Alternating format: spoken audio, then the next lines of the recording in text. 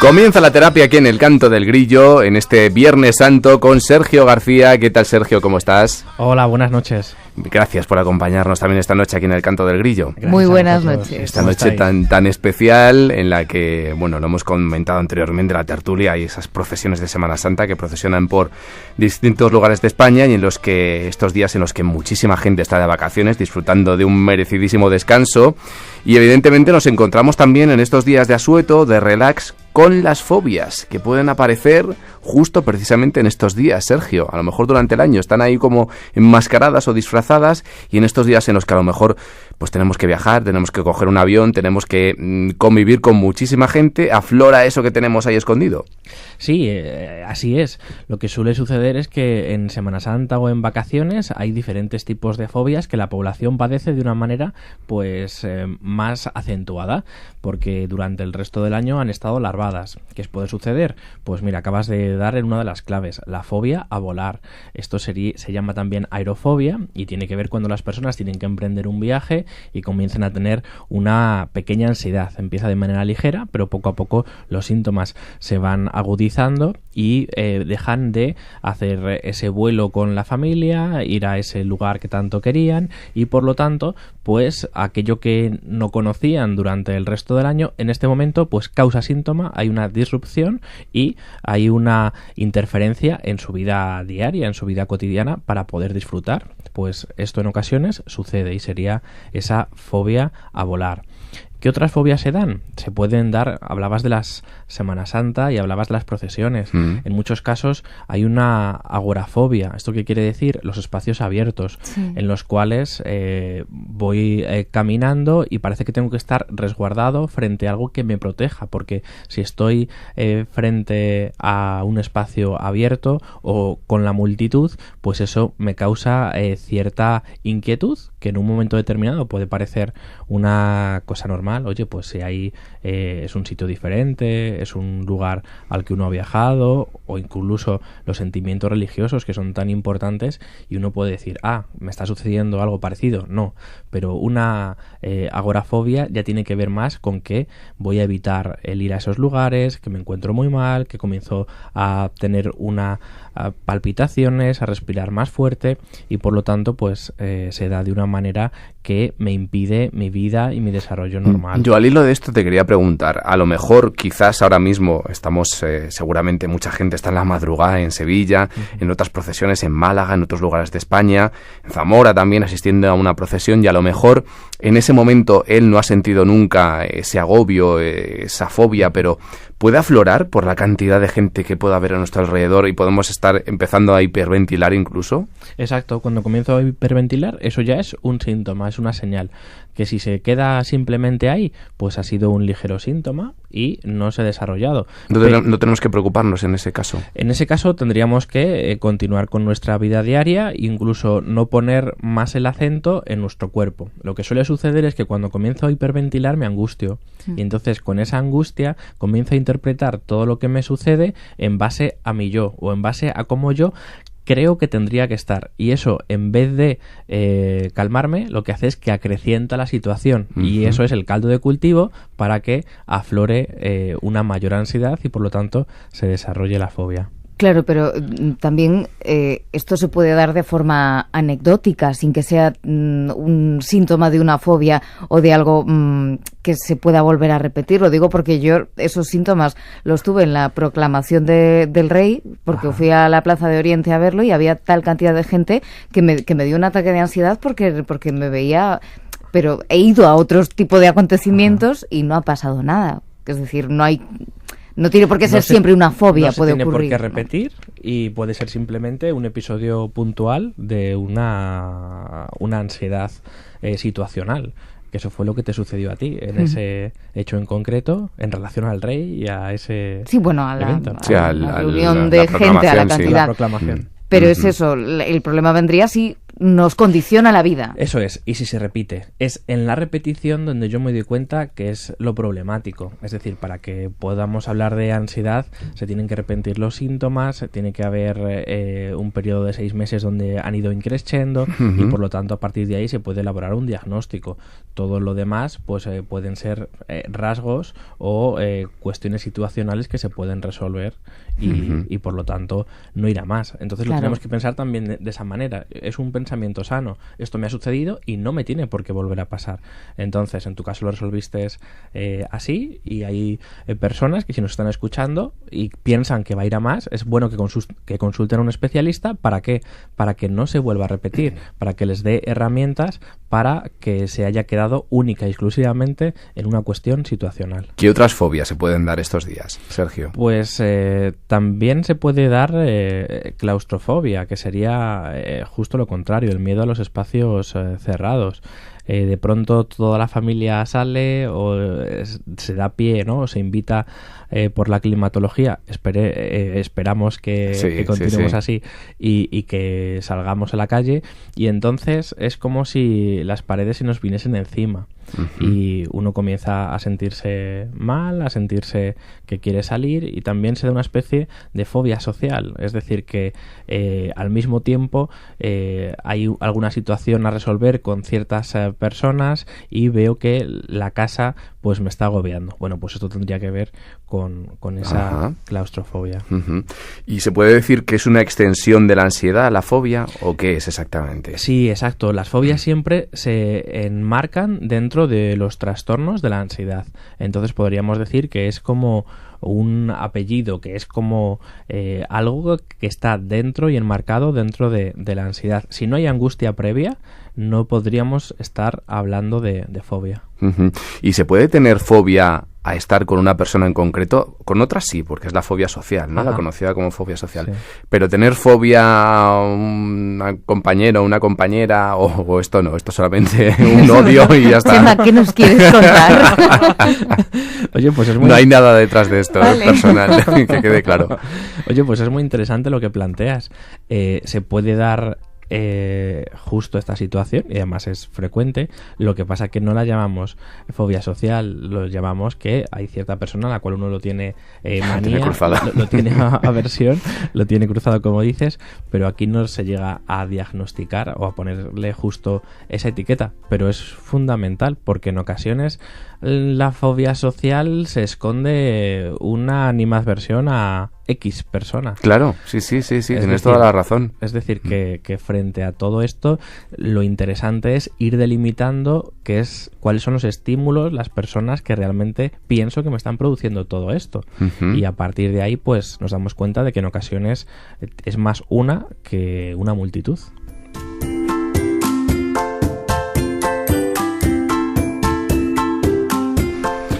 Yo no sé si la fobia social tiene mucho que ver con el juicio que los demás tengan de nosotros, con la capacidad que tengan de hacernos daño de algún modo u otro, hablar de nosotros, cuestionarnos nuestra forma de ser. ¿Tiene que ver con esto o no? Tiene que ver con esto, tiene que ver sobre todo que yo pienso que los demás me van a criticar a mí. Ya. Entonces me pongo siempre en la carne del otro y entonces digo, es que me van a criticar porque claro, me van a sacar que la nariz la tengo más grande o más pequeña.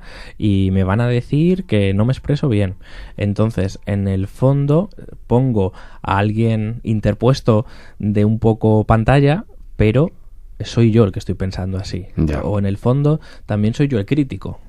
Si pienso que los demás me van a criticar, es que quizás soy yo el que estoy criticándoles a ellos, ¿no? Ya, pero no me atrevo a reconocer eso y, por lo tanto, pues forma parte de descubrir que los demás no son tan críticos y que el enemigo lo llevo dentro y que además también soy un poco criticón con los demás. Claro. ¿Cada fobia tiene un tratamiento diferente o hay, digamos, un corpus, una estructura igual para tratar a todas ellas? Mira, cada fobia es diferente y sobre todo cada persona lo necesita un tratamiento personalizado. Lo interesante es pensar que no hay enfermedades, sino que hay enfermos y que no hay un trastorno general, aunque lo tengamos que diagnosticar así, sino que es cómo cada persona vive ese trastorno psicológico. Por lo tanto, lo que hacemos es que frente a un paquete que tenemos para poder atenderles, vemos qué es lo que esta persona necesita. Si necesita más técnica de relajación, si es más de sensibilización sistemática, si es más exposición, si es más ver qué está sucediendo, porque en ocasiones es como si nuestra mente, nuestra cabeza estuviese enmarañada y tuviese muchos significados y tuviese muchos elementos que son ansiógenos, y lo que hacemos es poder exponerlos, poder poner negro sobre blanco y a partir de ahí ir viendo y limitando qué es exactamente lo que me está haciendo daño. Cuando yo consigo darme cuenta, porque en la fobia en ocasiones hay un desplazamiento. Desplazamiento es que yo no puedo entrar en el ascensor, pero en el fondo no tengo un problema con el ascensor. Puede ser con otras cuestiones, a los espacios cerrados, a la muerte porque me recuerda a otro tipo de cuestión. Entonces tengo que ir viendo exactamente con qué está relacionado eso y ver que aquello a lo cual no me quiero enfrentar está siempre en referencia con situaciones o con significados que yo no conozco. ¿Y los pacientes cuando acuden a la consulta, cómo reaccionan cuando tú les dices o se dan cuenta de que la fobia no es el problema, sino la manifestación de otro problema diferente? Pues es dependiendo de qué persona se lo toma mejor o se lo toma peor, porque en ocasiones están muy lejanos a esa idea y claro, a veces van buscando varitas mágicas y que uno le diga, no te preocupes, tú exponte y yo te voy a ayudar y esto en un par de sesiones se ha solucionado. Y hay veces que va por ahí el tratamiento porque son fobias simples o sencillas, pero hay otras ocasiones en las que no, y que el paciente está muy alejado de la idea de que le está haciendo daño. Entonces se trata un poco de ir acompañando ese proceso y de cuando esa persona está preparada para escucharlo, el poder decírselo, pero tiene que ser casi cuando uno ha hecho el entorno adecuado para que él pueda escucharlo, porque si no es una agresividad. Si el primer día que llega el paciente yo le digo los verdaderos significados, casi o bien no me lo va a escuchar porque va a ser letra muerta, o bien va a ser una cuestión demasiado imperativa y rauda y voy a tener un gran furor sanandi y a él no le va a servir, porque hay que crear el caldo de cultivo para que el otro pueda escuchar ciertas cuestiones.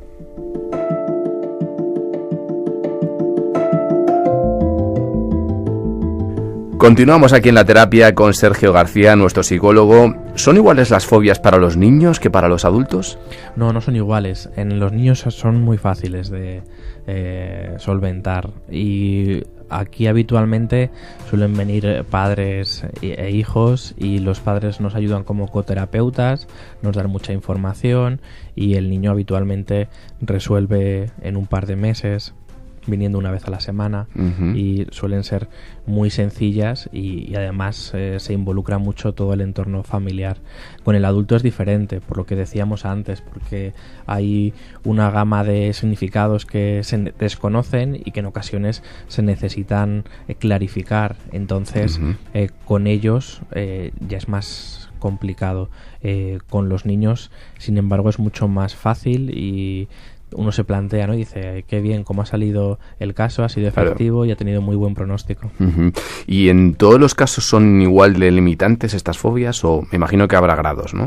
Sí, hay grados. Hay veces que vienen muy asustados porque dicen, ¿pero esto se quita o no se quita? ¿O voy a tener secuelas en mi vida el resto de mis días o no? A ver, en un principio la restitución que hace la terapia es ad integrum. Esto quiere decir que uno no tiene por qué tener secuelas a posteriori. Lo único que, dependiendo de el momento en el que uno comienza a solventar las cuestiones, pues es más fácil o no. En ocasiones siempre vamos al médico, siempre vamos al psicólogo cuando estamos ya con el agua al cuello.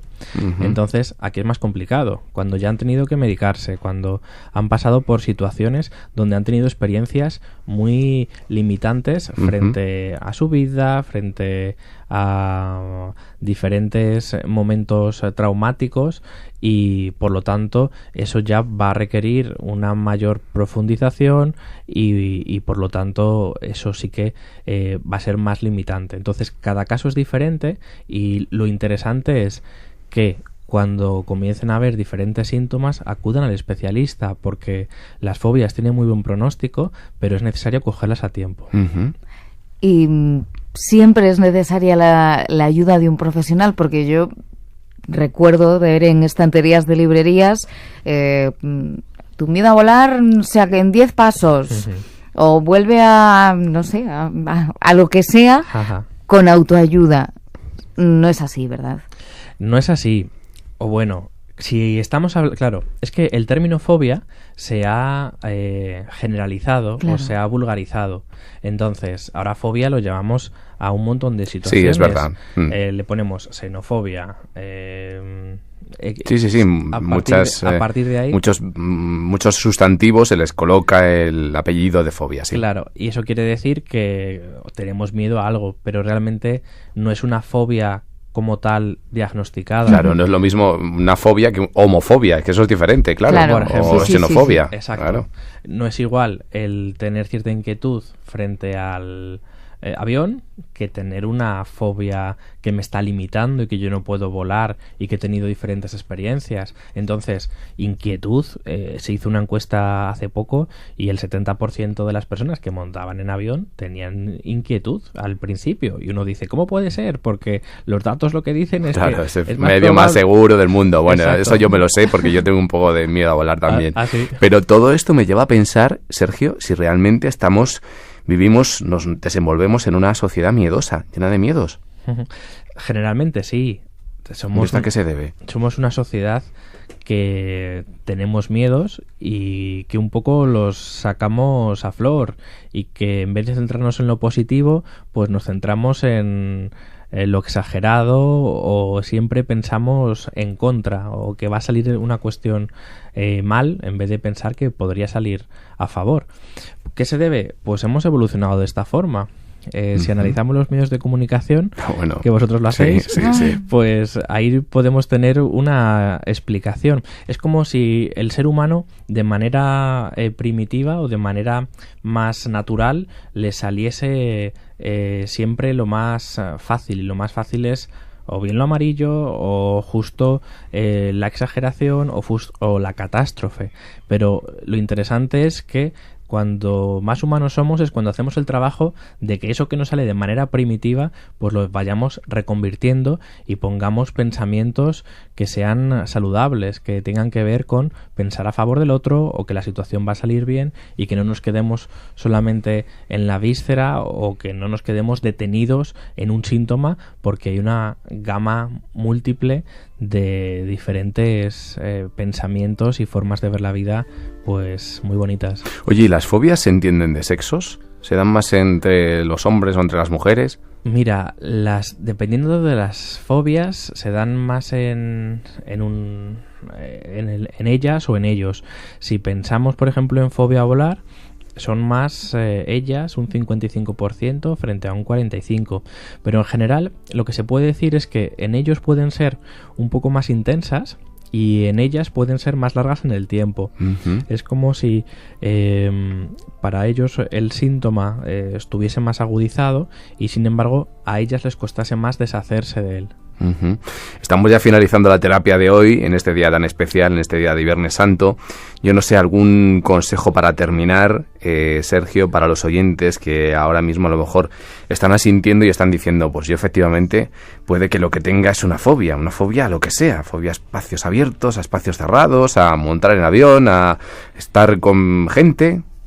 Claro, pues si todo eso sucede, tenemos que saber que hay especialistas en la seguridad social donde nos pueden atender y podemos resolver esa fobia. Si es simplemente, si es un comienzo, que puede ser un miedo, lo que decíamos antes de que sea coloquializado el término y son las primeras veces y tenemos inquietud, pues quizás sería interesante enfrentarnos a ellos. ¿Los miedos cómo se vencen? Enfrentándose a ellos. ¿Cómo uno puede acabar con algo que le molesta? Pues poniendo un pensamiento diferente en su vida. En ocasiones no hay que hacer grandes giros en la vida de uno, sino que son pequeños giros. Si uno hace 180 grados, se queda en el mismo sitio. Bueno, pues si uno parece que tiene miedo a volar, sería interesante el que uno no se quedase en casa. Cuando uno hace lo que le da la gana, es cuando la enfermedad se instala. Entonces tengo que saber que frente a mi miedo, sería bueno analizar de dónde me ha venido, a quién se lo he escuchado, por qué me pasa esto, y a partir de ahí intentar uno mismo poder enfrentarse a ello de una manera naturalizada. Lo más interesante es que naturalicemos ciertas situaciones y eso nos va a ayudar mucho. Sergio García, como siempre, un placer tenerte aquí en La Terapia, en el Canto del Grillo, y te esperamos dentro de 15 días, bueno, dentro de un tiempo. Gracias, Sergio. Cuando queráis. Chao. Adiós. Hasta luego. Adiós.